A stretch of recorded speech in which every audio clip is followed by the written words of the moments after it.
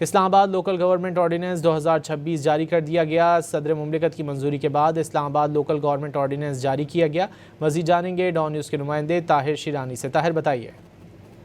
جی، وفاقی کابینہ نے 2 جنوری کو اسلام آباد لوکل گورنمنٹ آرڈیننس کی منظوری دی تھی اور صدر مملکت کو بھجوایا گیا تھا اسی روز ہی، اور صدر مملکت نے 9 جنوری 2026 سے جو آرڈیننس ہے وہ نافذ کر دیا ہے اور اس حوالے سے باضابطہ آرڈیننس جاری کر دیا گیا ہے۔ نئی قانون سازی کے نتیجے میں اسلام آباد کے بلدیاتی انتخابات ملتوی ہونے کا خدشہ ہے۔ اسلام آباد میں پنجاب طرز کا بلدیاتی قانون لانے کا فیصلہ ہوا ہے۔ الیکشن کمیشن نے 15 فروری کو اسلام آباد میں بلدیاتی انتخابات کا شیڈول جاری کر رکھا ہے اور اسلام آباد میں بلدیاتی انتخابات تقریباً 5 سال سے تاخیر کا شکار ہیں، اور اب ایک مرتبہ پھر جو اسلام آباد میں بلدیاتی انتخابات ہیں وہ ملتوی ہونے کا خدشہ ہے، کیونکہ اسلام آباد لوکل گورنمنٹ آرڈیننس 2026 جاری کر دیا گیا ہے جس کا اطلاق بھی کیا گیا ہے۔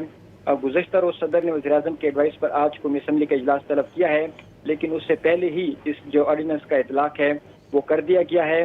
آرڈیننس کے تحت جو میٹروپولیٹن ہے اس کو ٹاؤن کارپوریشن میں تبدیل کیا گیا ہے۔ قومی اسمبلی کے 3 حلقوں کی سطح پر 3 ٹاؤن کارپوریشنز بنائی جائیں گی۔ ٹاؤن کارپوریشن کا 1 میئر 2 ڈپٹی میئرز ہوں گے۔ ہر ٹاؤن کارپوریشن میں یونین کونسل کی تعداد کا تعین وفاقی حکومت کرے گی۔